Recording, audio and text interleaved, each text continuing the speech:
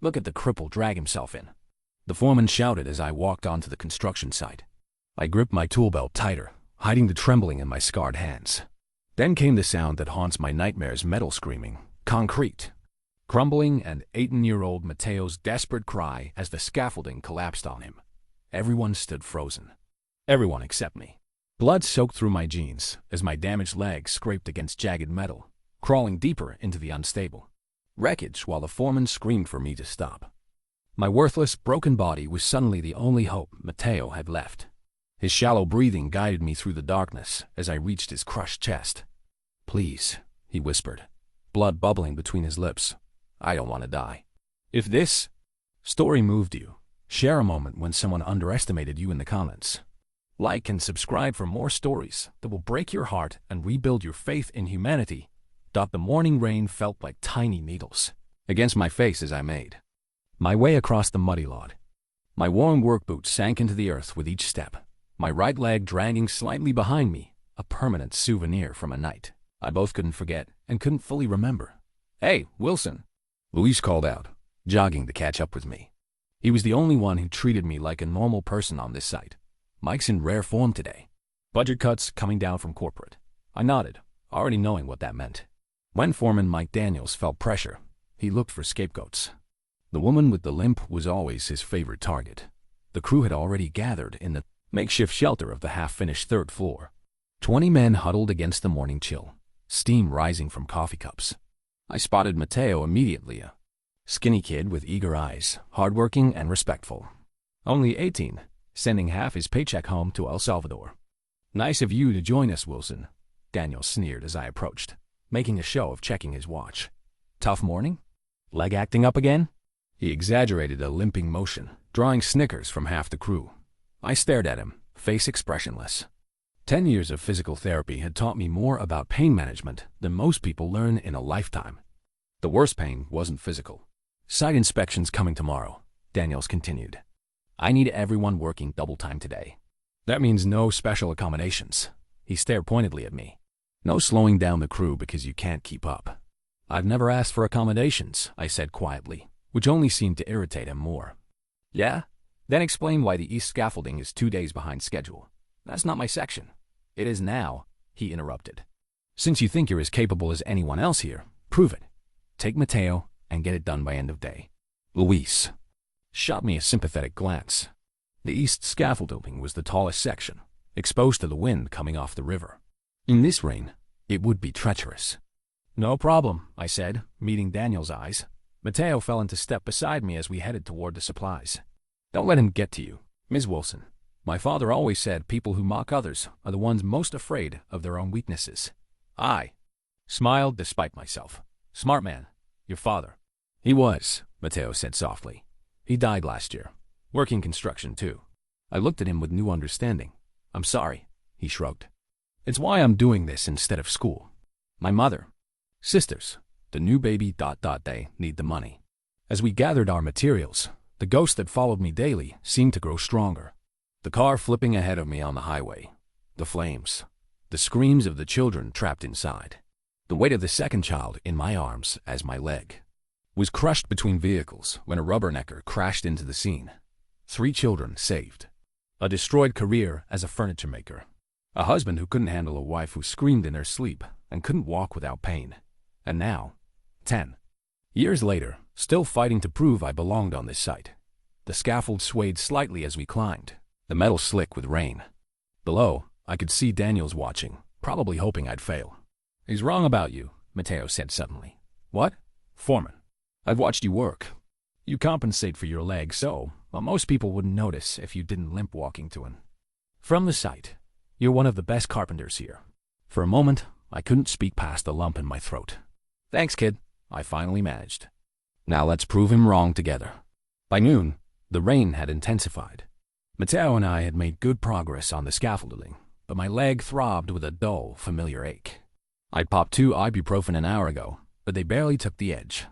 "Off! Lunch break!" Someone shouted from below. Mateo glanced at me.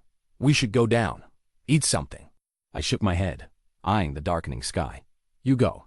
I want to secure these braces first. The wind's picking up." "I'll stay and help," he offered.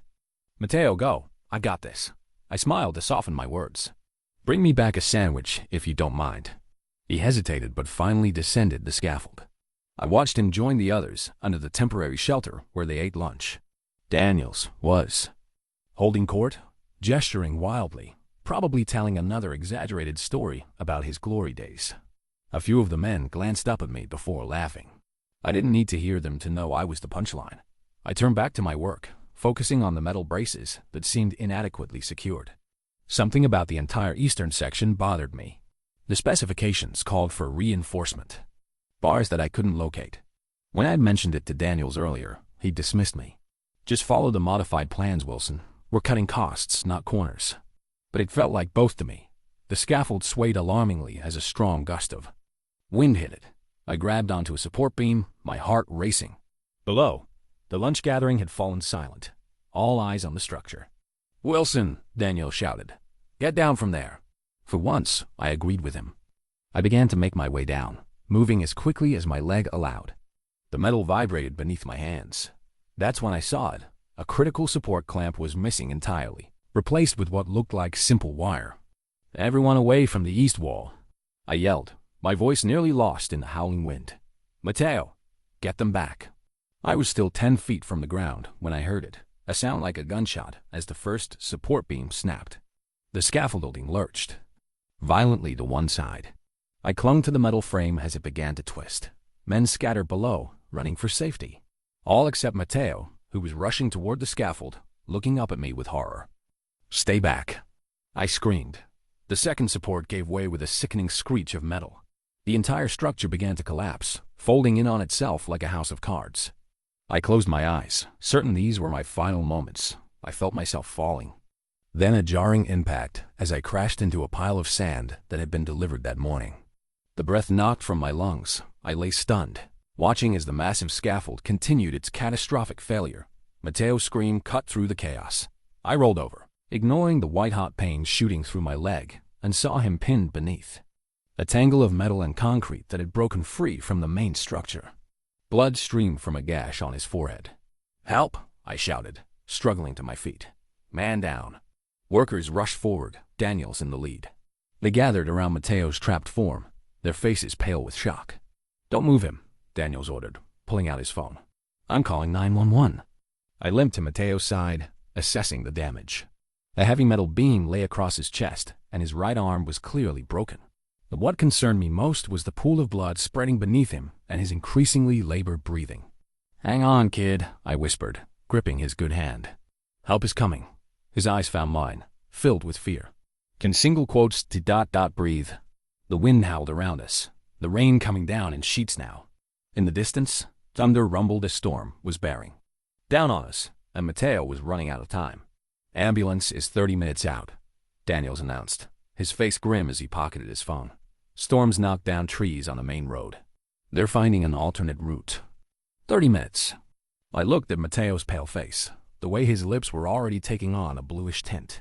He didn't have 30 minutes. We need to get this off him now, I said, moving toward the beam across his chest. Don't touch anything, Daniels barked. You could make it worse. Luis knelt beside me, his expression grave. The structure's not stable, Rachel. Look.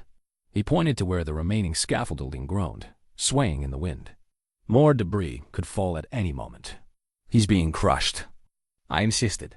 He can't breathe. As if to confirm my assessment, Mateo let out a weak, wheezing cough. Blood bubbled at the corner of his mouth, a punctured lung, most likely. Mr. Collins. Daniels called to our site engineer, who was examining the wreckage with horror. Assessment? Collins shook his head. It's bad. That whole section could come down any minute. We can't risk moving anything until it's stabilized, or we could kill him and anyone trying to help. The men exchanged frightened glances. No one wanted to abandon Mateo, but no one wanted to die trying to save him either. Please, Mateo whispered, his good hand weakly clutching at my sleeve. Help me. In that moment, I was back on that highway, flames reflecting in the terrified eyes of children trapped in twisted metal. The memory of smoke filling my lungs. The weight of the second child in my arms. The sound of screeching tires just before my leg was crushed. I had been helpless then, too injured to go back for the third child. A passing truck driver had taken over, pulling the last boy free seconds before the car was fully engulfed. But I'd never forgiven myself for not being stronger, for collapsing when someone still needed me, thought I wouldn't fail again. "There's a gap," I said, studying the debris pile. "Under that cross-section. It's small, but I could fit through it." "Absolutely not," Daniel said. "No one goes in there until emergency services arrive. Look at him." I pointed to Matteo, whose breathing was becoming more labored by the second. "He doesn't have time."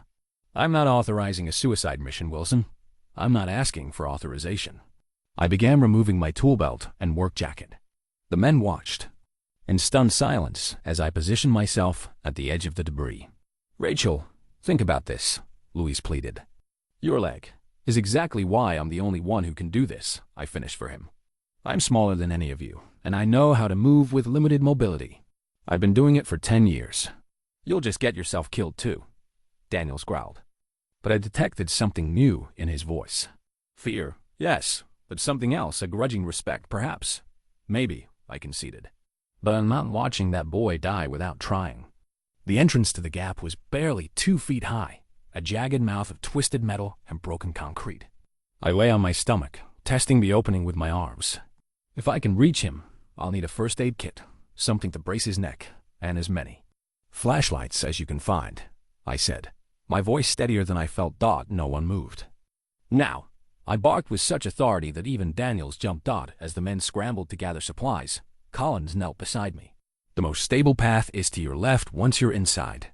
The right side is where the support failed. Don't touch anything. Those are the primary stress points now." I nodded, took a deep breath, and began to crawl into the wreckage. "Wilson," Daniels called after me. When I glanced back, his face was conflicted. "Be careful in there." The space was even tighter than it looked from outside. I inched forward on my elbows, pushing with my good leg, dragging the bad one behind me. Sharp edges of metal tore at my clothes, scratching my skin. The darkness closed in as I moved deeper into the debris field, guided only by Matteo's increasingly faint calls for help. The passage grew narrower with each foot I crawled. The sound of rain was muffled here, replaced by the ominous creaking of unstable metal and concrete. A flashlight appeared at the entrance, its beam barely penetrating the gloom. "Thanks," I called back, not sure who had provided it. "Keep it steady." My damaged leg scraped against something sharp, and I bit back a cry of pain.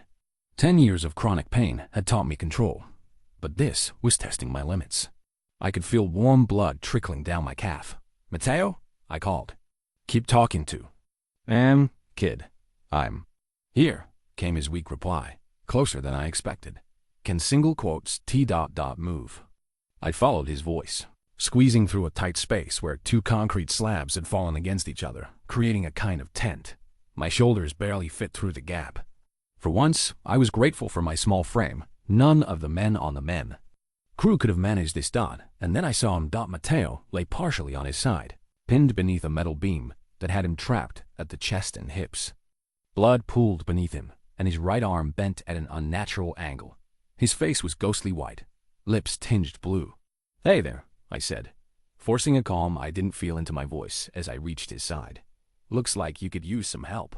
He tried to smile, but it turned into a grimace of pain. "You come." "Of course I did. We're a team, remember?" I ran my hands carefully over the beam, assessing the situation. It was heavy, but not impossible. The problem was leverage. I had none in this position. "Can you breathe okay?" He gave a slight shake of his head. "Hurts. Inside. Punctured lung, possibly worse." I needed to relieve the pressure on his chest immediately. "Hello?" I called back toward the entrance. "I need something to use as a lever." There was a moment of consultation outside, then Luce's voice. "We're sending in a steel bar." I heard the scraping as they pushed it through the passage I just traversed. I stretched back as far as I could, my fingers just reaching the end of the bar. A little more. The bar slid forward another few inches, and I grasped it firmly, pulling it toward me. 20 pounds of solid steel, not ideal, but it would have to do. "Okay, Matteo, I'm going to try to lift this beam just enough for you to slide out. It's going to hurt, but I need you to help me. Can you do that?" He nodded weakly. I positioned the bar under the beam, bracing it against a chunk of concrete. My body screamed in protest as I put weight on my injured leg. using it as an anchor while I prepared to push down on the makeshift lever. On 3, I told him. 1.2. 3. I pushed down with everything I had. The beam lifted perhaps 2 inches, not enough. Again. I repositioned, ignoring the stabbing pain in my leg. 1.2.3. This time, the beam rose 3 inches. Matteo tried to slide backward, but his broken arm caught on something, and he cried out in agony. "Stop," he gasped. "Can single quotes to ... Yes, you can," I insisted, though my arms were trembling with the effort of holding the beam. One more try. Sweat poured down my face, mixing with the dust and grime. My damaged leg threatened to buckle, but I locked, my knee refusing to give in to the pain. Ready? 1.2. 3. I put every ounce of strength into the lever. The beam rose higher. Matteo screamed as he dragged himself backward, his face contorted in agony. Blood smeared the concrete beneath him, but he was moving inch by agonizing inch. "That's it," I encouraged through gritted teeth. "Almost there." With a final desperate effort, he pulled himself clear of the beam. I released the lever, letting the heavy metal crash back down. The entire structure shuddered ominously. "We need to move," I said, crawling to Matteo's side. "Can you—" The rest of my question was drowned out by a terrible groaning sound from above us. Dust and small pieces of debris rained down as something major shifted. "It's coming down," someone shouted from outside. "Get out of there." I looked at Matteo, who had lost consciousness, then at the narrow passage that was our only escape route. There was no way I could drag him out in time. "I need help." I screamed toward the entrance. "He's free, but unconscious." For several heartbeats, there was no response. Then, to my shock, I saw a figure crawling into the passage. Mike Daniels. The foreman's broad shoulders barely fit through the opening, but he was forcing his way through, his face a mask of determination. "What are you doing?" I demanded when he reached us. "Saving my workers," he grunted. "Both of them."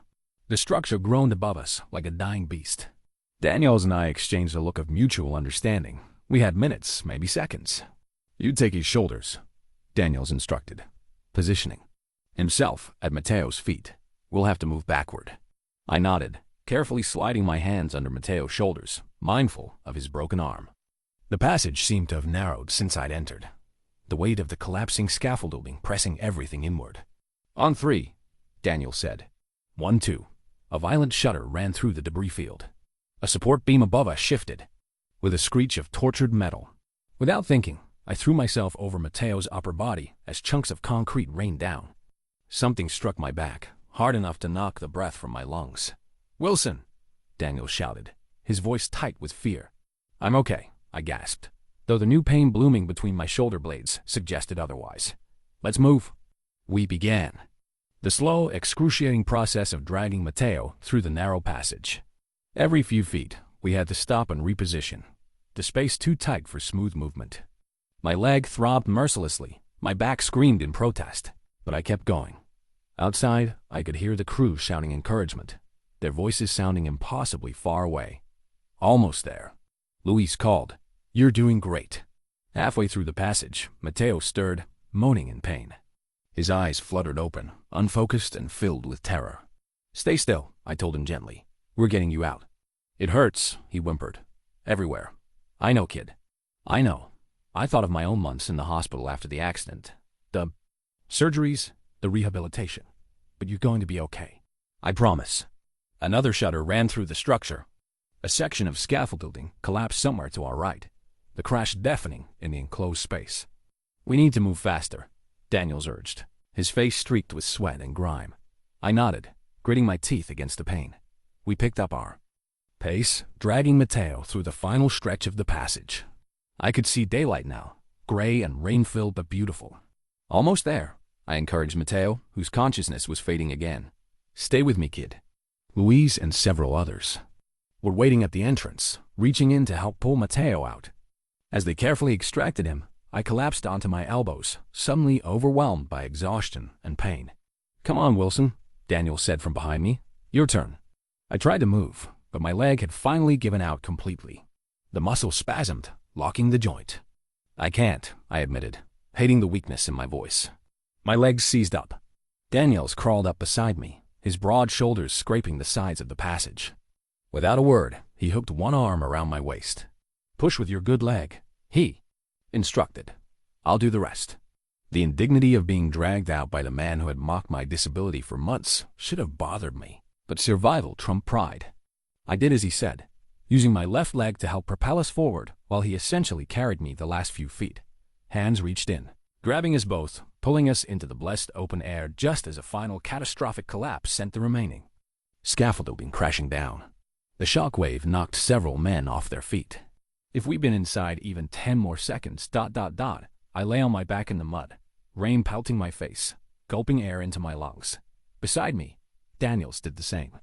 For a moment, we just breathed, alive against all odds. Then reality reasserted itself. I rolled onto my side, looking for Mateo. The crew had moved him to a sheltered area, where someone was performing first aid. His face was the color of ash, his breathing shallow and irregular.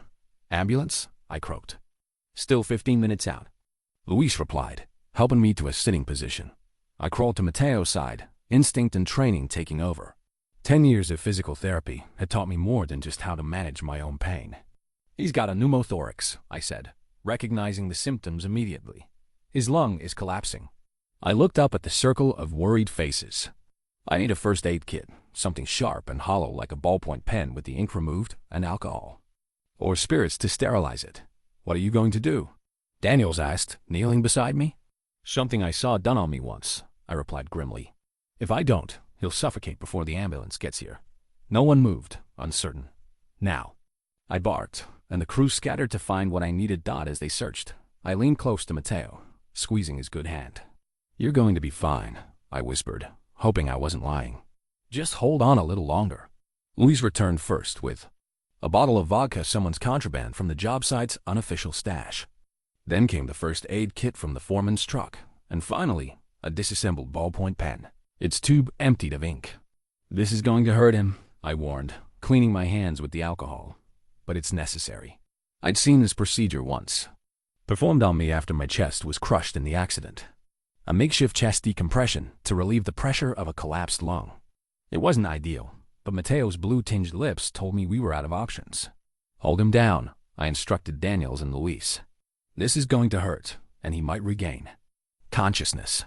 I tore open Mateo's shirt, locating the second intercostal space on the affected side. The skin beneath my fingers was cold and clammy. With steady hands that belied my racing heart, I sterilized the area, then the pen tube. I'm sorry, kid, I whispered, and plunged the makeshift tube between his ribs. Mateo's eyes flew open, a scream tearing from his throat as his body arched in pain. Daniels and Luis held him firmly as I secured the tube with tape from the first aid kit. Almost immediately, air hissed through the opening, and Mateo's breathing eased slightly. The blue tinge began to recede from his lips. It's working, Luis murmured, something like awe in his voice. Daniels stared at me. Where did you learn to do that? I didn't. I sat back on my heels, exhaustion washing over me. I had it done to me. After the accident. His brow furrowed. What accident? For a moment, I considered deflecting. I'd never spoken about it at work. It wasn't their business. But something had changed in that debris field. Boundaries had shifted. 10 years ago, I was driving home. From my furniture studio, there was a car ahead of me with a family inside, parents, 3 kids. A drunk driver hit them head-on at full speed. The memories flooded back, vivid and painful.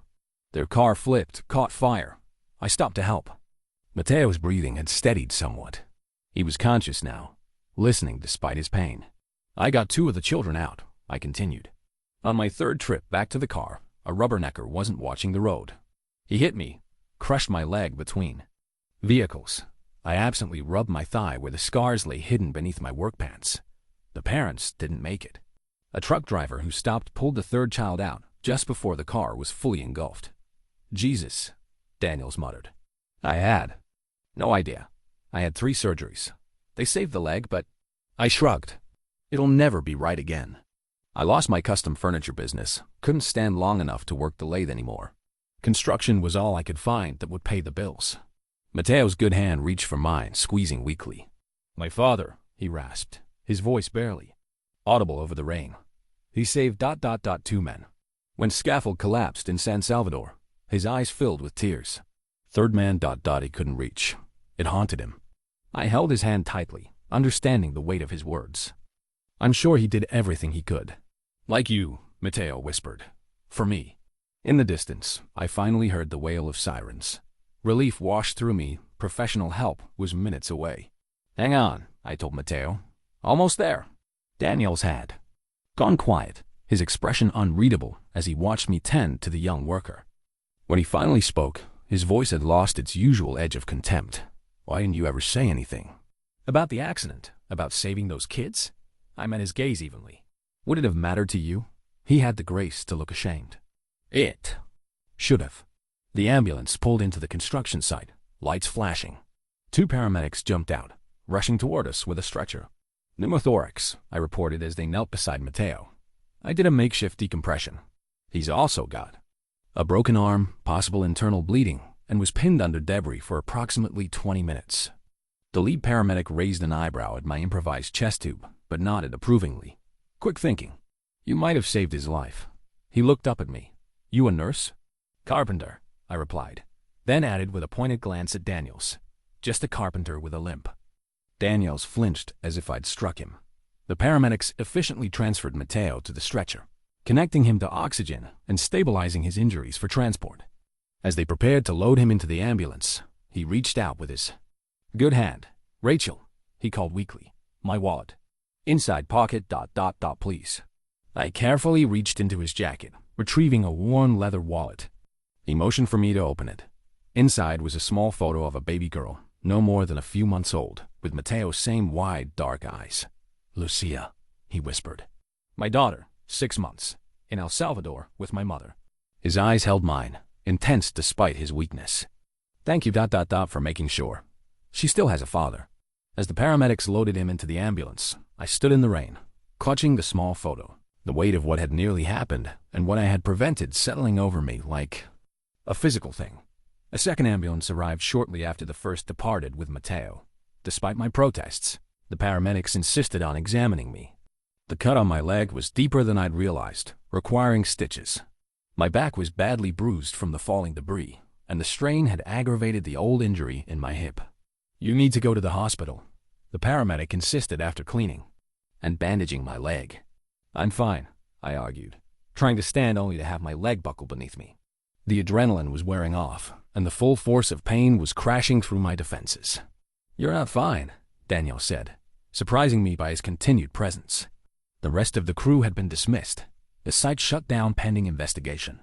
Only Louise remained, hovering nearby with concern. Go to the hospital, Wilson, that's an order. Before I could argue further, my phone rang. I fumbled it from my pocket, recognizing the hospital's number. Hello, Ms. Wilson? This is Mercy General. You're listed as the emergency contact for Mateo. Fuentes, my heart sank. When had he done that? And why me? How is he? I asked, dreading the answer. Stable but critical. He's going into surgery now for internal bleeding and will need additional procedures for his arm. He was conscious briefly and asked specifically for you. I'll be right there, I promised, ending the call. I looked up at the paramedics. Guess I'm going to the hospital after all. The ride was mercifully short, pain medication dulling the worst of my discomfort. At the hospital, I was wheeled directly to an examination room where a doctor evaluated my injuries more thoroughly. 12 stitches closed the gash in my leg, and x-rays confirmed no new breaks, just severe strain on the old injury. You need to stay off this leg for at least a week, the doctor advised, writing a prescription for pain medication. And I strongly recommend a consultation with your orthopedic specialist. You've done significant damage to the surrounding tissue. A week off work. I did the mental math of my bank account, bills due, and available sick leave. It wasn't good. After being discharged, I made my way to the surgical waiting area, surprised to find Louise already there. Any news? I asked, easing myself carefully. Into a chair beside him, he shook his head. Still in surgery. His mother called from El Salvador. The hospital reached her. She's trying to find a way to come, but... He shrugged, the universal gesture for complicated immigration issues. We sat in silence for a while, the events of the day replaying in my mind. Finally, Louise spoke. You know, he talks about you all the time. Mateo? Why? Louise smiled slightly. He says you remind him of his father. Not just the carpentry skills, but the... He searched for the word. The dignity. How you never complain. Never ask for special treatment, just do the work. I didn't know how to respond to that. It had never occurred to me that the quiet young man had been watching me. Finding something to admire in my stubborn determination, the doors to the waiting room swung open, and to my astonishment, Mike Daniels walked in. He'd showered and changed, but looked as exhausted as I felt. Without a word, he took a seat across from us. "What are you doing here?" I finally asked. He met my gaze directly. "Same as you. Waiting to hear about my worker." Before I could respond, a surgeon emerged, still in his scrubs. "Family of Mateo Fuentes?" We all stood me more slowly than the others. "We're his co-workers," Luis explained. "His family is in El Salvador." The surgeon nodded. "He's stable. We've repaired the internal bleeding and set his arm. The chest injury was significant. Your field intervention likely saved his life," he added, looking at me. "But he's young and strong. With time and physical therapy, he should make a full recovery." Relief washed through me, so profound I swayed on my feet. Luis steadied me with a hand on my arm. "When can we see him?" Daniels asked. "He'll be in recovery for several hours, then intensive care overnight. You can visit briefly tomorrow morning, one at a time." As the surgeon left, I sank back into my chair, suddenly overwhelmed by exhaustion. My leg throbbed despite the medication, and every muscle in my body ached from the strain of the rescue. "You should go home, Wilson," Daniel said, his voice lacking its usual harshness. "You look like hell." "Thanks," I replied dryly. "You're not exactly a cover model yourself right now." To my surprise, he chuckled. "Fair enough." He hesitated, then added, "I can drive you home. Your truck's still at the site anyway."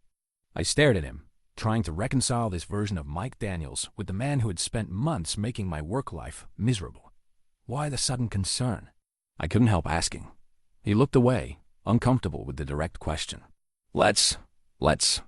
Just saying nearly watching two people die put some things in perspective. Luis stood. "I'll drive her home," he offered. "You should get some rest too, boss." Daniels nodded, relieved to escape the moment of vulnerability. As he turned to leave, he paused. "Wilson," he said, not quite meeting my eyes. "What you did today, ... I'd never seen anything like it."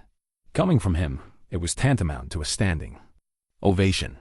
"Just doing my job," I replied, echoing the words I'd said countless times when he criticized my work. A flash of understanding passed between us, an acknowledgement of changed perceptions that needed no further comment. "See you tomorrow," he said simply, and walked out. My apartment felt emptier than usual that night. I'd lived alone since the divorce, never quite finding the energy to personalize the space beyond the basics.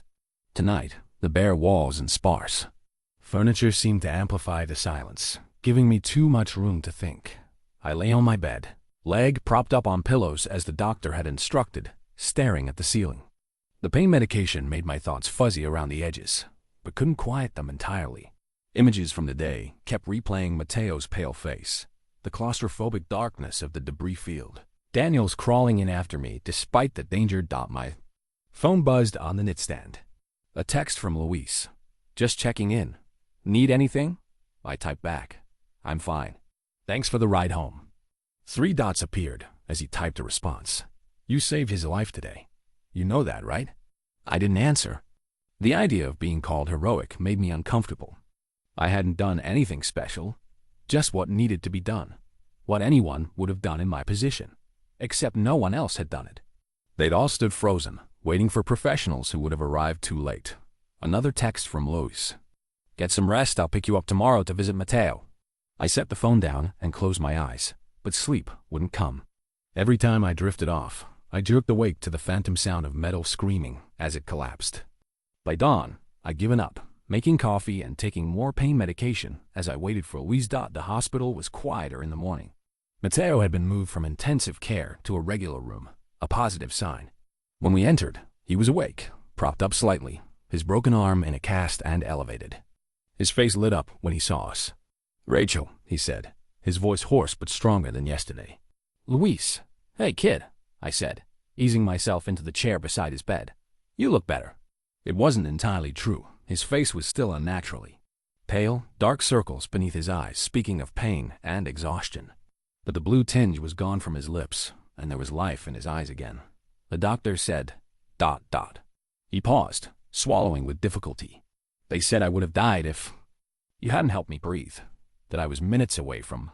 I couldn't finish. Well, that didn't happen, I said firmly. You're going to be fine. He studied my face intently. Why did you do it? Risk yourself like that? After how everyone treats you at the site. The question caught me off guard. What do you mean? The jokes. The extra work they give you. How they talk when you're not around. He looked away, ashamed to admit he'd been part of it, even passively. I shrugged, uncomfortable with the direction of the conversation. That doesn't matter. You needed help. It does matter, he insisted. My father always said character is who you are when no one important is watching.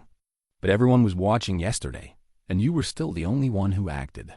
Before I could respond, the door opened and Daniels walked in, looking oddly formal in a button-down shirt rather than his usual work clothes. He carried a gift bag and a manila envelope. Fuenes, he greeted Mateo, then nodded to me and Luis. Wilson, Reyes. An awkward silence fell. It was one thing to share the intensity of yesterday's crisis, another entirely to know how to act in its aftermath. Mateo broke the tension. Mr. Daniels, thank you for helping Rachel get me out. Daniels shifted uncomfortably. Just doing my job, he said, unconsciously echoing my words from the day before. He set the gift bag on the bedside table. The crew sent this. Cards, magazines, stuff to keep you occupied. Thank you, Mateo said. Please tell them tell them I'm grateful. Daniels nodded, then turned to me. Wilson, can I speak with you in the hall? Puzzled, I followed him out, my leg protesting the movement. In the corridor, Daniels handed me the manila envelope. What's this? I asked. Paid leave. 2 weeks, full salary. He held up a hand when I started to protest. Non-negotiable. Doctor's orders. I stared at him, suspicious of the sudden generosity. Why? He sighed, running a hand through his thinning hair. Look, I've been hard on you. Harder than necessary. Try deliberately cruel, I suggested, not willing to let him off easily. He winced but nodded. Fair enough. I saw your limp and decided you were a liability, a risk to the crew. I figured if I made things difficult enough, you'd quit on your own and save me the paperwork of firing you. His honesty was unexpected but not particularly shocking. I'd suspected as much for months. What changed? I asked. He met my eyes directly. For perhaps the first time since I'd known him. You did exactly what I said you couldn't do. You saved someone when no one else could or would. And you did it because of your injury, not despite it. I hadn't thought of it that way, but he was right. My smaller frame, my experience moving with limited mobility, these had been advantages in the cramped debris field. Plus, he added with surprising self-awareness, turns out I was the liability. Those missing reinforcement bars you asked about? You were right. I cut corners to save costs, and it nearly killed a man. The admission stunned me. Are you being fired? Suspended pending. Investigation. Probably should be fired, but... He shrugged. The company's trying to keep it quiet. Bad publicity. I thought of Mateo, who could have paid with his life for those cut corners. Anger flared. That's not right. No, it's not, he agreed, surprising me again. Which is why I'm going to do something about it. But first, I need you to take care of yourself. He tapped the envelope in my hands. 2 weeks, Wilson. Rest that leg. You've earned it. As he turned to leave, I called after him. What are you going to do? He paused, looking back with an expression I couldn't quite read. The right thing. For once, I watched him walk away, wondering what that meant and why it felt like a seismic shift had occurred between us. Something fundamental had changed yesterday in that collapsed scaffolding, not just for Mateo, whose life had nearly ended, but for Daniels and me as well. I returned to Mateo's room, my mind still processing the conversation. Luis looked up. As I entered, everything okay? He asked. I nodded, tucking the envelope into my jacket pocket. Yeah, just work stuff. Mateo was watching me with those perceptive eyes that seemed to see more than I wanted to reveal. He's different today, he observed quietly. We all are, I replied, and realized it was true. None of us would be quite the same after yesterday. For better or worse, thought my forced 2-week leave stretched into 3 as my body rebelled against the abuse it had endured. The orthopedic specialist Daniels insisted I see on the company's dime confirmed. What I already knew, I'd set my recovery back significantly. The damaged muscles and tendons would need time and therapy to heal again.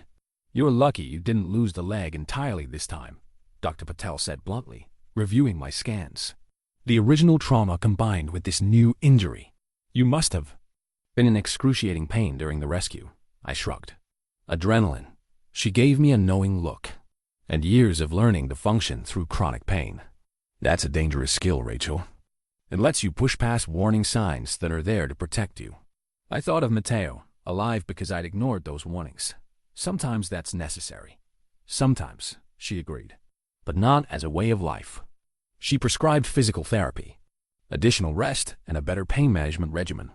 I left with a stack of referrals and a strange hollowness in my chest. 3 weeks away from work was going to devastate my already precarious finances. I visited Mateo every few days. His recovery was progressing well, though the doctors said he wouldn't be able to return to construction work for at least 6 months. His mother had arrived from El Salvador on an emergency visa, a tiny woman with Mateo's same expressive eyes and quiet dignity. "Mijo told me what you did," she said when we first met, grasping my hands in hers. "God sent you to him." I smiled, uncomfortably. "I just happened to be there." "No," she insisted. "Not happened. Meant to be there." I didn't share her belief in divine intervention, but I understood the human need to find meaning in near tragedy. Truthfully, there were moments in that debris field when I'd found myself praying to a God I wasn't sure existed. On my third visit, I arrived to find Mateo sitting up in a chair rather than his bed, color finally returning to his face. "You look better," I observed, easing myself into the chair opposite him. My legs still protested any movement, though the pain had dulled to a familiar ache. "Doctor says I can go home next week," he said, his good arm gesturing excitedly. "Not back to work, but at least out of here. That's great news." He studied me, frowning slightly. "You're still in pain." "I'm fine," I said automatically. Like I was fine when the scaffold first shifted and I told everyone not to worry. He raised an eyebrow, challenging me. I had to smile at having my own stubbornness reflected back at me. "Touché. Yes, it hurts, but I've dealt with worse." "After you saved those children," he said quietly. I nodded, still uncomfortable discussing it. "My father was the same way after his accident," Mateo continued. "Proud, stubborn, wouldn't admit when he needed help." His voice dropped lower. "It killed him, that pride. The infection he ignored, thinking he could just push through the pain. By the time he went to a doctor, it was too late." The pointed message wasn't subtle. I sighed. "I'm seeing the doctors, Mateo, following their instructions." "Good." He seemed satisfied. "Because Lucia needs to meet the woman who saved her father." The mention of his daughter softened something in me. "How? Is she?" His face lit up, growing so fast. "My mother brought new pictures." He reached for his wallet on the bedside table, wincing slightly at the movement. I took it from him, opening to where I knew he kept the photos. There were several new ones, a chubby-cheeked baby girl with Mateo's dark eyes and a gummy smile. "She's beautiful," I said, meaning it. "When I'm better, I will bring her here," he said with determination. "To America. Give her opportunities I never had." I nodded, understanding the dream that had brought him here, that kept him working through pain and hardship and loneliness. "You will meet her," he insisted. "She should know the person who made sure she still has a father." Something in his words struck a chord deep within me. For 10 years, I'd carried the weight of the third child I couldn't save, never knowing what became of him. But here was tangible proof of a life that would continue because of me, a father who would raise his daughter, a family that would remain. Oh, maybe that was worth all the pain after all. A month after the accident, I returned to the construction site for the first time. The collapsed scaffolding had been cleared away, the area roped off pending the final investigation. A new scaffold structure stood on the opposite side of the building, this one bristling with safety features. Luis spotted me first, jogging over with a wide smile. "Rachel, you're back." "Just visiting," I clarified, leaning more heavily on my cane than I wanted to admit. "Doctor still hasn't cleared me for work." Several other workers noticed my arrival, setting down their tools to come greet me. The reception was startlingly different from what I was accustomed to. There was genuine warmth in their faces, respect in their handshakes. "Wilson," a familiar voice called. I turned to see Daniels approaching, a clipboard tucked under his arm. He looked different somehow, the same gruff exterior, but something had shifted in his bearing. "Daniels," I acknowledged. "I thought you were suspended." "Was," he said, "back on conditional status. Had to agree to some terms." I raised an eyebrow, waiting for elaboration. he sighed. Full safety review of all sites, retraining for all foremen, and ... He hesitated, seemingly uncomfortable. Implementing a new inclusion policy for workers with disabilities. I stared at him. You kidding? Nope. Turns out when you file a complete report detailing how your own safety violations nearly killed a worker, and how a disabled employee you'd been trying to force out saved that worker's life, corporate takes notice. His expression was unreadable. Some might call it karma. Some might, I agreed, stunned by the development. So what does that mean, exactly? He gestured for me to follow him to the site office, a small trailer at the edge of the property. Inside, he handed me a different manila envelope than the one he'd given me at the hospital. What's this? I asked, wary of another surprise. Job offer, he said simply. Site safety officer. More money, less physical strain on that leg. You'd be responsible for inspections, compliance, training. I opened the envelope, scanning the official letter with growing disbelief. The salary was nearly double what I made as a carpenter. Why me? I finally asked. Daniels leaned against his desk, crossing his arms. Because you were right about the missing reinforcement bars, and I didn't listen. Because you knew exactly what to do in a crisis. Because you've spent 10 years compensating for an injury, which means you notice details and risks that others miss. He paused. And because I owe you. We all do. I folded the letter carefully, sliding it back into the envelope. I'll think about it. He nodded, not pushing. Take your time. Position's yours when you're ready. As I turned to leave, he added, there's something else you should know. The third kid from the car accident, the one you couldn't go back for? His name's Ryan Mitchell. He's 17 now, captain of his high school swim team. Full scholarship. To UCLA next year. My hand froze on the doorknob. How do you know that? I did some research. Thought you might want to know. His voice softened almost imperceptibly. You saved his life too, Rachel. You got the first 2 kids out, which gave the truck driver time to reach the third. They all made it. A weight I'd carried for a decade began to lift from my shoulders.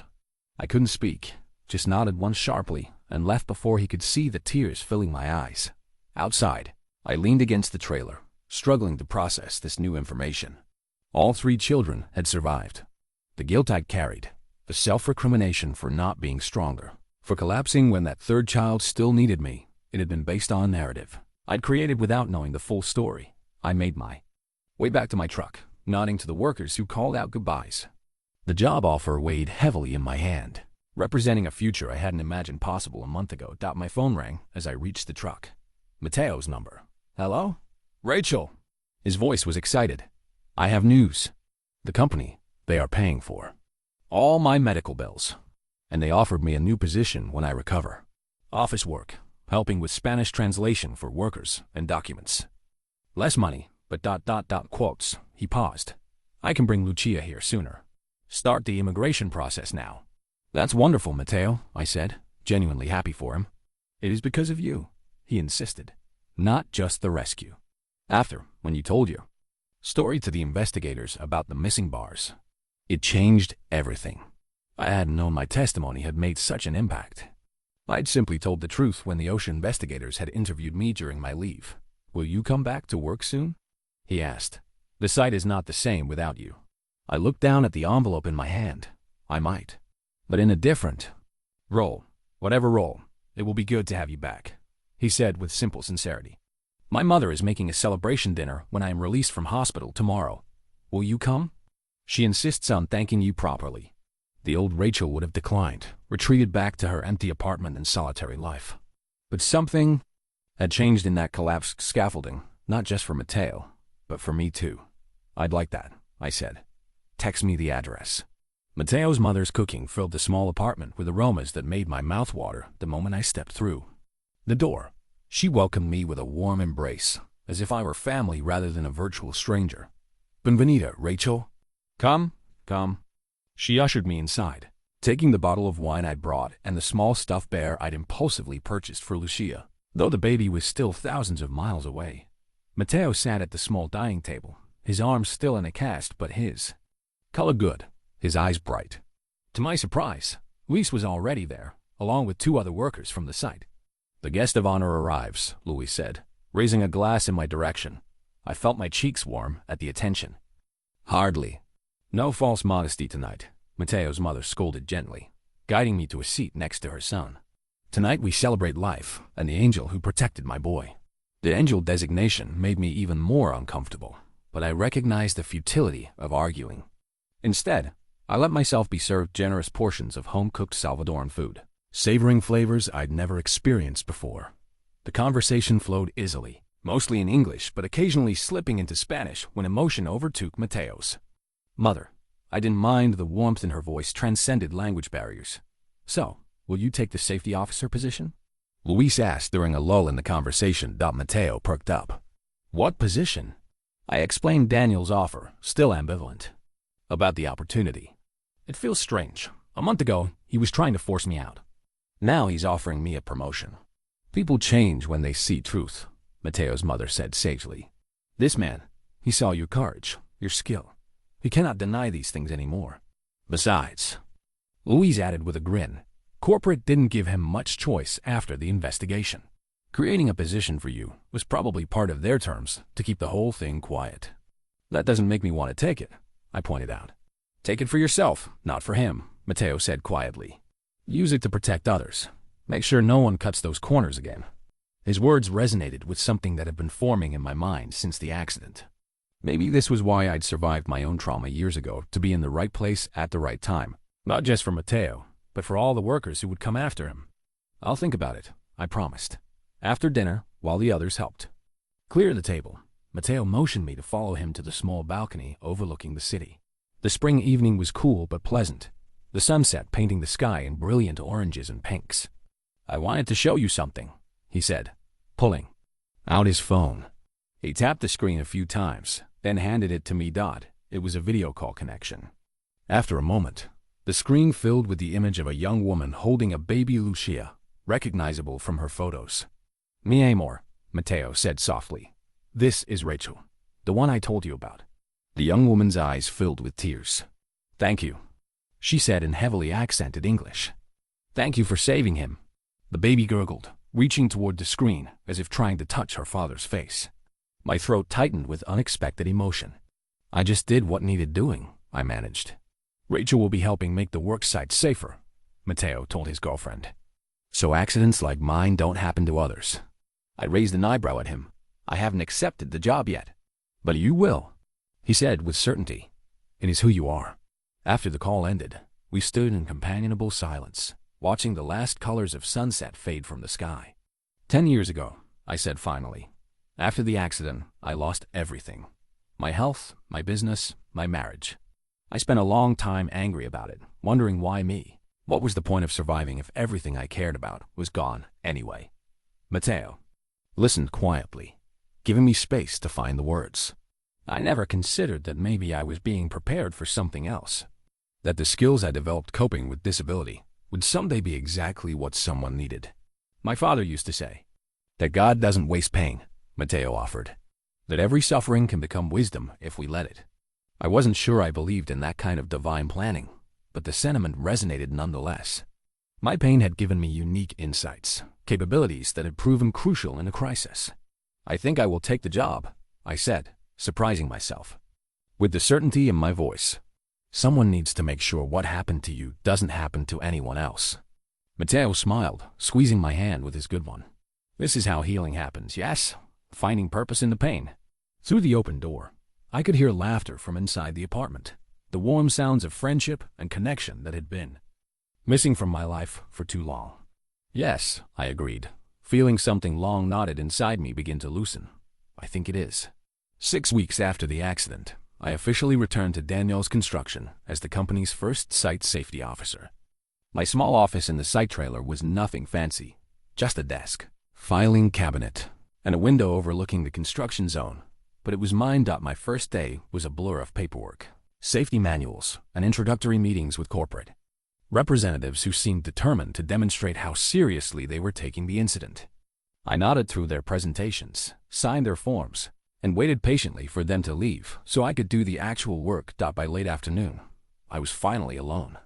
I limped to the window, watching the workers below. My leg was stronger now. Though Dr. Patel warned I would always need the cane for stability, I'd made peace with that limitation. It was a small price to pay for the lives saved, both years ago and recently. A knock at my door interrupted my thoughts. Daniels entered without waiting for a response, typical of his blunt approach. "Getting settled?" he asked, glancing around the sparse office. "Yes," I replied, "though I have questions about these safety protocols. They look good on paper, but some of them aren't practical for actual construction conditions." He nodded, unsurprised. "That's why we needed someone who's actually worked the sites. Corporate safety guys have never swung a hammer in their lives." He hesitated, then added, "That's your first project? Review all the protocols, mark what works and what doesn't, then recommend practical alternatives that maintain safety standards." I raised an eyebrow. "You're giving me that much authority already?" "It's your job," he said simply. I told them we needed someone who knows what they're doing, not just another pencil pusher checking boxes. Coming from Daniels, it was high praise indeed. We'd never be friends, too much history, too many harsh words, but we'd reached a professional respect that felt like enough. "Any word on when Mateo might return?" I asked. "Doctor cleared him for light duty starting next week. Office work only for now." Daniels leaned against the doorframe. His paperwork came through too, for the girlfriend and kid to come over. That was fast, I noted, surprised at the efficiency of a system notorious for delays. Daniel shrugged. "Company pulled some strings. Good PR to reunite the injured hero with his family." His tone was cynical, but I detected a hint of genuine satisfaction beneath it.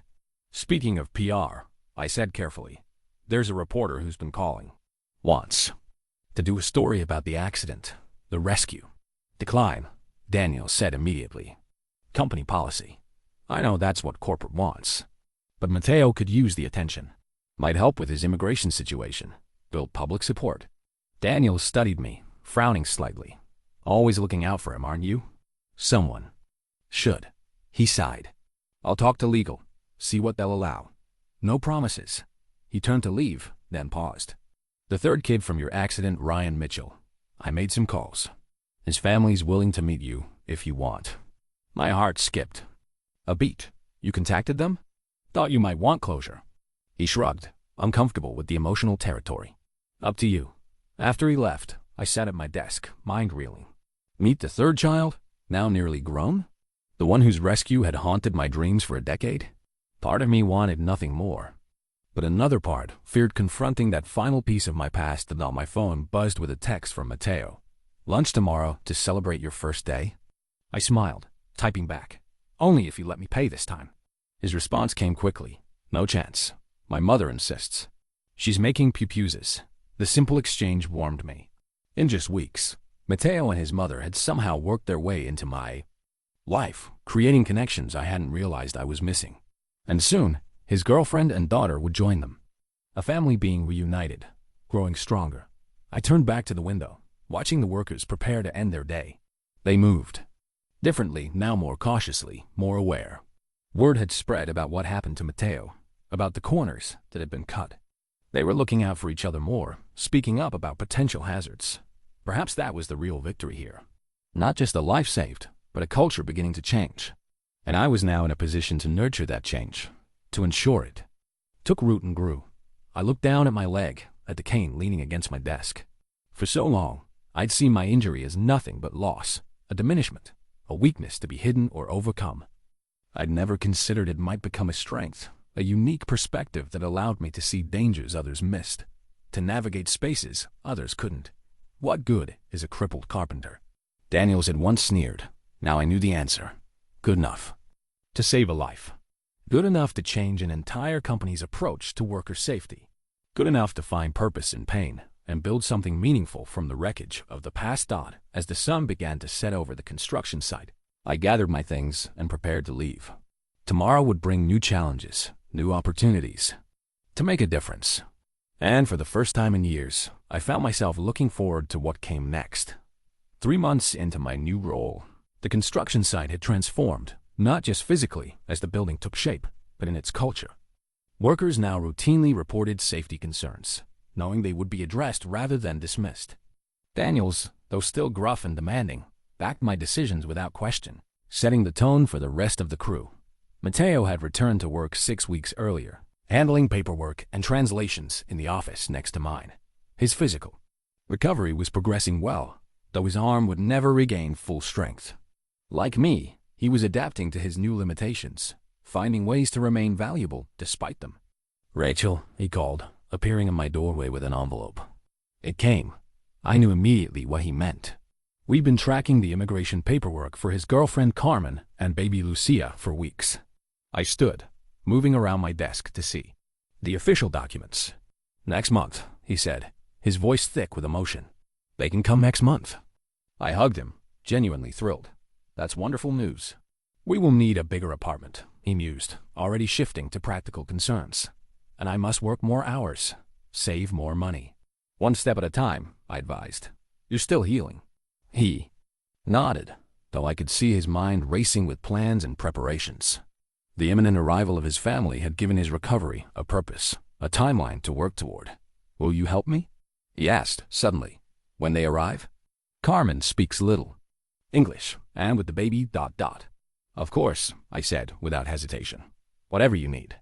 After he left, I found myself smiling at how quickly I'd agreed. A year ago, I would have made excuses, maintained my distance. Emotional entanglements had seemed too risky after losing so much. Now I was voluntarily stepping into the role of support for a young family. My phone buzzed with a text from an unfamiliar number. "Miss Wilson? This is Ryan Mitchell. Mike Daniels gave me your number. I understand you're the woman who pulled me from the car." My heart stuttered. The third child, only he hadn't been the third child, but the second, the one I had saved before my injury. All these years, I'd been carrying guilt for the wrong child. I stared at the message, unsure how to respond. Daniels appeared in my doorway, as if summoned by my thoughts. "You got the text," he said, noting my expression. "How did you sort out which child was which?" I asked. The news reports at the time were confused. "I always thought ... police reports," he said simply. Once I had the names, it wasn't hard to track them down. He paused. "The boy wants to meet you." "Why now?" I asked. "After all these years?" Daniel shifted uncomfortably. "That might be my fault. When I contacted him, I mentioned what you did here. For Mateo, said it wasn't the first time you'd risked yourself for a stranger." He shrugged. Yes, it made an impression. I looked back at my phone, at the message waiting for a reply. 10 years of misplaced guilt could potentially be resolved with a simple meeting. "He's local," Daniels added. "College visit to state, here for the weekend," which meant I needed to decide quickly. The prospect was terrifying, opening old wounds, confronting the trauma that had shaped a decade of my life. But wasn't that what I'd been doing since the day of Mateo's accident? Facing the past, reclaiming the narrative? "Okay," I said finally. "Set it up." Daniels nodded, turning to leave. "And Daniels," I called after him. "Thank you." He waved off my gratitude, uncomfortable as always, with any hint of emotional vulnerability. As he left, I typed a response to Ryan. "Yes, I was there that day. I would be honored to meet you." The reply came almost immediately. "Tomorrow? 2 p.m. at Riverside Cafe?" I confirmed the appointment, then sat back, a strange mixture of anxiety and anticipation washing over me. Tomorrow I would meet a young man who only existed because of a split-second decision I'd made a decade ago. A life I'd saved without even realizing it. "Everything okay?" Mateo asked, passing by my office with a stack of blueprints. I nodded, managing a smile. "Yes, just ... confronting an old ghost." "Good ghosts or bad ghosts?" he asked, showing his perceptiveness. "I'm not sure yet," I admitted, "but I think it's time I found out." Riverside Cafe was busier than I expected for a weekday afternoon. I arrived early, choosing a table with a view of the entrance so I could see Ryan before he saw me. My hands fidgeted with the handle of my cane, anxiety making my damaged leg ache more than usual. I'd spent the morning researching him online, a habit from my new safety role, but also a way to prepare myself emotionally. Ryan Mitchell, 17. Senior class president at his high school in Cincinnati. Swim team captain, honor roll student, scholarship to UCLA for engineering. His social media showed a tall, athletic young man with an easy smile and confident bearing. Nothing in his public persona suggested the trauma of his early childhood. The cafe door opened, and I recognized him immediately from his photos. In person, he was even taller, his shoulders broader. He scanned the room, and I raised my hand slightly to catch his attention. His face lit with recognition as he approached my table. I stood, leaning on my cane, suddenly self-conscious about my disability. "Miss Wilson?" he asked, extending his hand. "I'm Ryan Rachel, please, I replied, shaking his hand. His grip was firm, assured. We sat, ordered coffee, and fell into an awkward silence. Now that he was here, I had no idea what to say. How do you start a conversation with someone whose life intersected with yours in such a dramatic way? So, he finally began. Mike Daniels told me what you did. For that worker. On your construction site. Mateo, I supplied. His name is Mateo. Ryan nodded. He said you crawled into an unstable collapsed structure. That you risked your life. I did what was necessary, I said, uncomfortable with his admiring tone. Just like you did for me and my brothers. His voice softened. I don't remember much about that day. I was only 7. But my parents told me what happened. How you pulled me and Jake out before the car exploded. How you were injured saving us. I swallowed hard, the memories flooding back. I always thought the news reports were confused. I thought I'd saved the first 2 children, but not the third. I didn't know which one you were. I was the second one, he said. My little brother Tommy was the last. The truck driver got him out. And your parents? I asked gently, already knowing the answer. His expression clouded. They didn't make it. The drunk driver hit their side of the car directly. I'm so sorry, I said, meaning it with every fiber of my being. My aunt and uncle raised us, he continued. They're great. Made sure we stayed together, got therapy, had as normal a childhood as possible. I nodded, relieved that the brothers had found stability after such loss. Jake's at Ohio State now, Ryan added. Tommy's a sophomore in high school. Computer genius. Pride colored his voice when he spoke of his brothers. We're all doing well. I'm glad, I said, meaning it deeply. I've wondered for years. Ryan studied me, his expression thoughtful. Can I ask you something? Of course. Why did you do it? Run toward a burning car when everyone else was running away? The question caught me off guard. I'd never articulated my reasoning, even to myself. It had been instinctive, automatic. I heard children screaming, I said simply. There wasn't really a choice.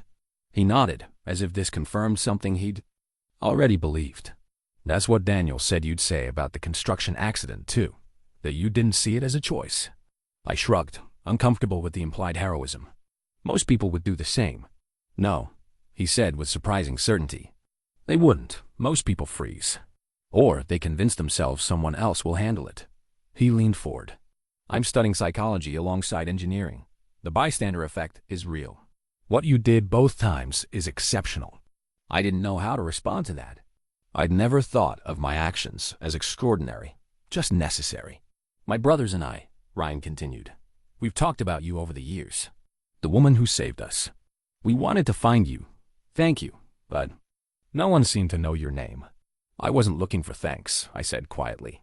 I know. That's what makes it even more important that you receive it. His eyes, earnest and bright, held mine. Thank you, Rachel. For my life, for my brothers' lives, for everything we've been able to experience because you acted when others didn't. Tears pricked at my eyes, a decade of guilt and uncertainty dissolving in the face of his simple gratitude. You're welcome, I managed, my voice thick with emotion as we finished our coffee. Ryan showed me pictures of his brothers, told stories of their childhood, shared their dreams for the future. 3 lives continuing, flourishing, because of a split-second decision I'd made that day on the highway. When we finally parted, he hugged me tightly. This isn't goodbye, he promised. My brothers will want to meet you too. I watched him leave, this tall, confident young man with his whole life ahead of him. For 10 years, I'd carried the weight of a failure that had never happened. Now, finally, I could set it down. The day Mateo's family arrived was unseasonably warm for early autumn. A small welcoming committee had gathered at the airport. Myself, Luis, and surprisingly, Daniels, who claimed he was just passing by despite the airport being 30 minutes out of his way. We waited at the international arrivals gate, watching passengers stream through the doors. Mateo paced nervously, his cast finally removed but his arm still held carefully at his side. What if she doesn't recognize me? He fretted. It's been almost a year. The man who risked his life to provide for his family? I said, she'll recognize you. He smiled gratefully and suddenly froze, his eyes fixed on the gate. A young woman had appeared, carrying a baby girl dressed in a frilly pink dress. She scanned the waiting crowd, her expression anxious.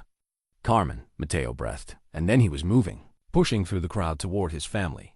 The reunion was everything a Hollywood director could have wished for: tearful embraces, kisses, the baby passed carefully from mother to father, Mateo's face transforming with wonder as he held his daughter for the first time in nearly a year.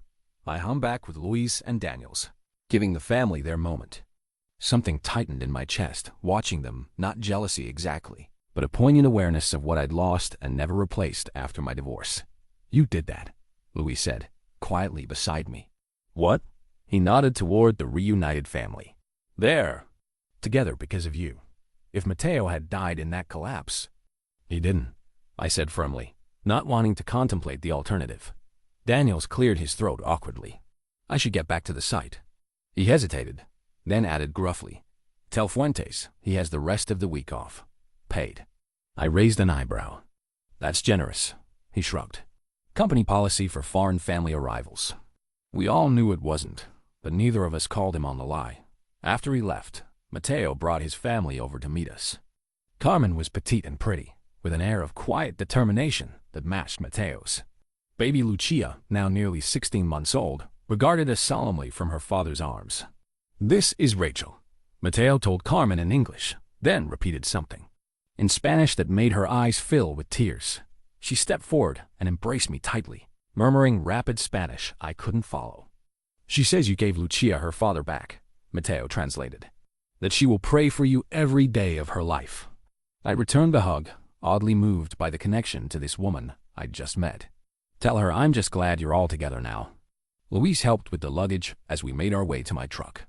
The company had arranged temporary housing for the family, a small apartment near the construction site until they could find something more permanent. At the apartment, I helped Carmen unpack while Mateo showed Lucia around their new home, pointing out features in a mixture of English and Spanish. The baby had warmed up to her father remarkably quickly, her small hands constantly reaching for his face as if to reassure herself he was real. She knew him from the video calls, Carmen explained in halting English when she noticed my surprise. "I show her pictures every day. Say, Papa, Papa."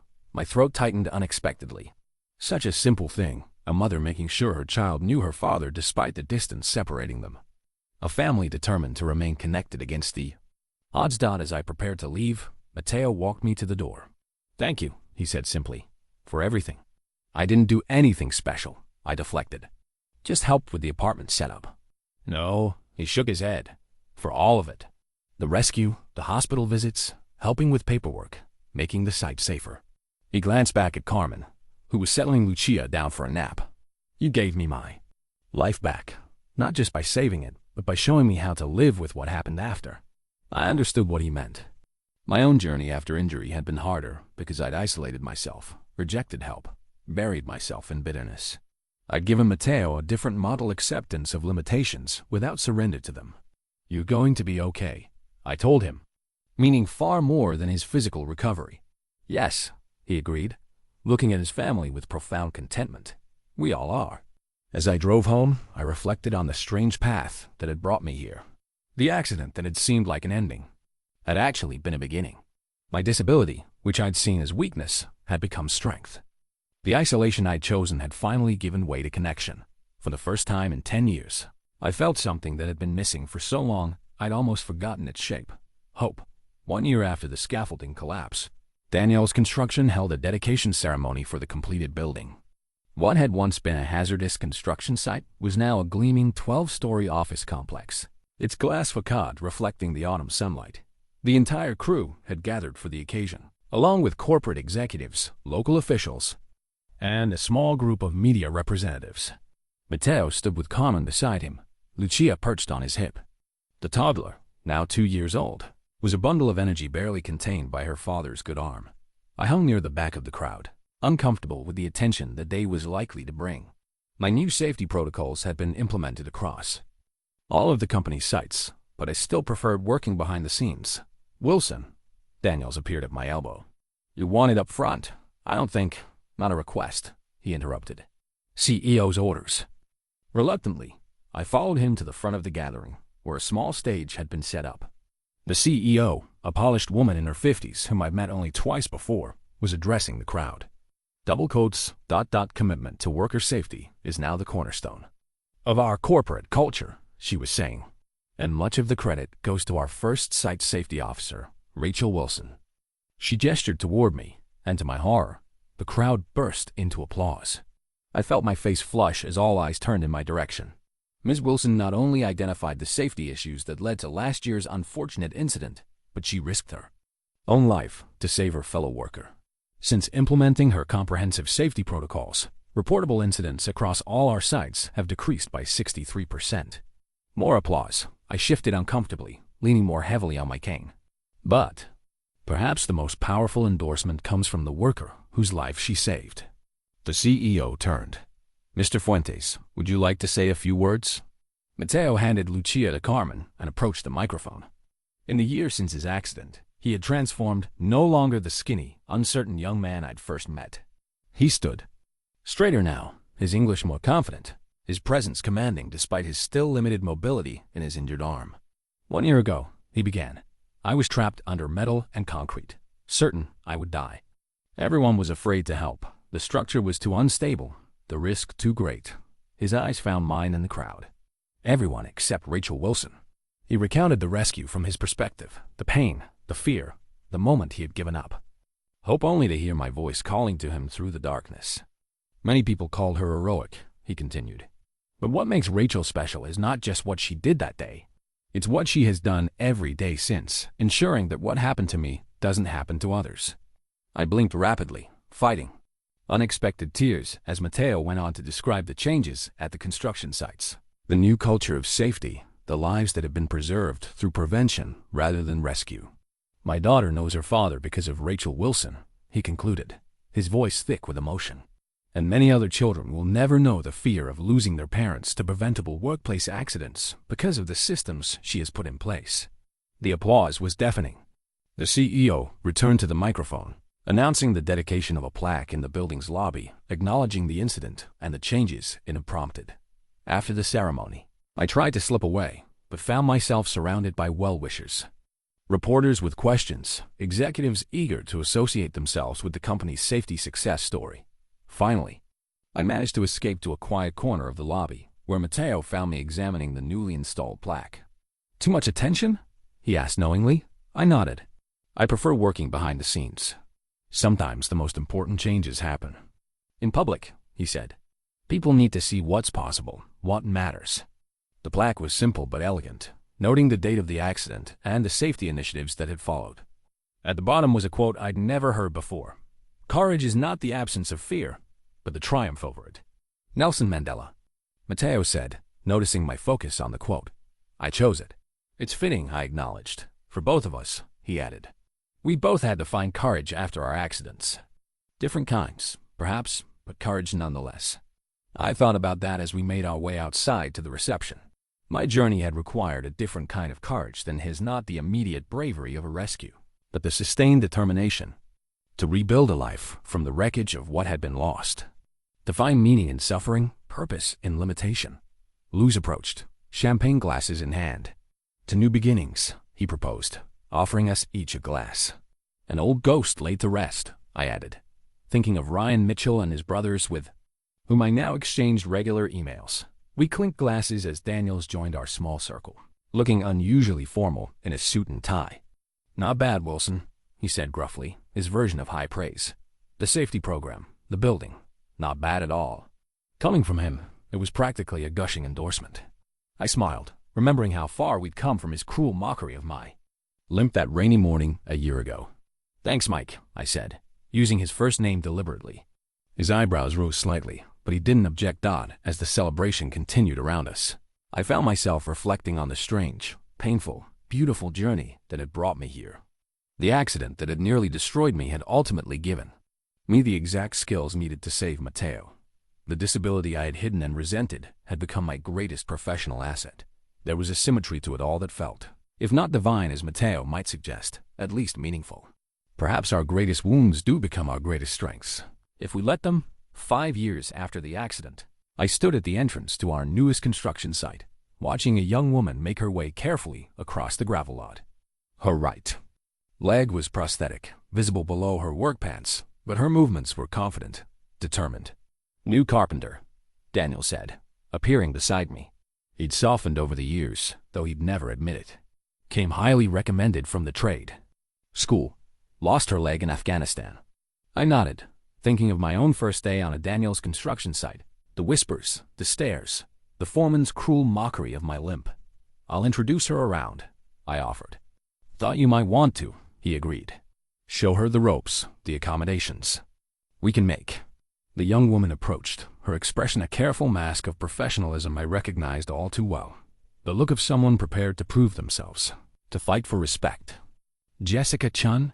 I extended my hand. Rachel Wilson, Site Safety Officer. Ms. Wilson. She shook my hand firmly. I've heard about you. All good things, I hope, I smiled. They said you're the reason this company has the best accessibility standards in the industry. Her eyes flickered briefly to my cane, then back to my face. That you understand what it's like. I do, I confirmed.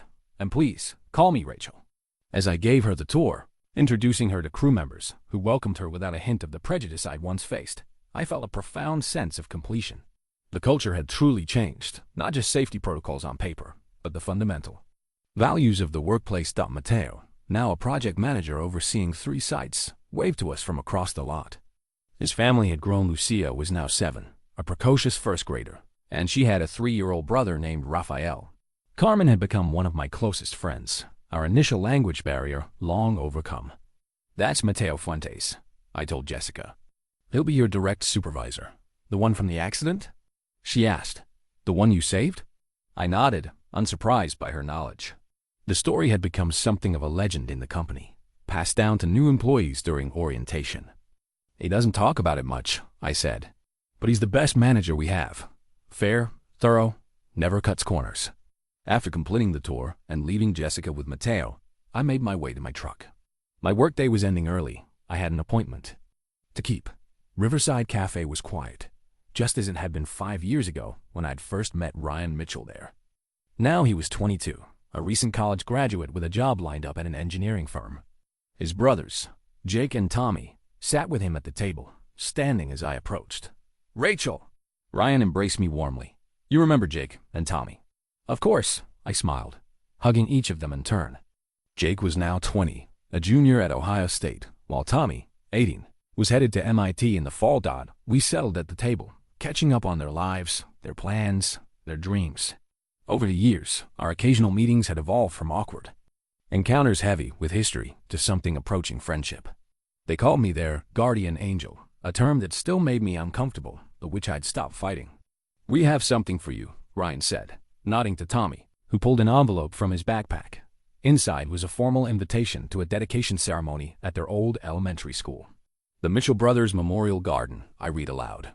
In honor of David and Sarah Mitchell, and the first responders who saved their children.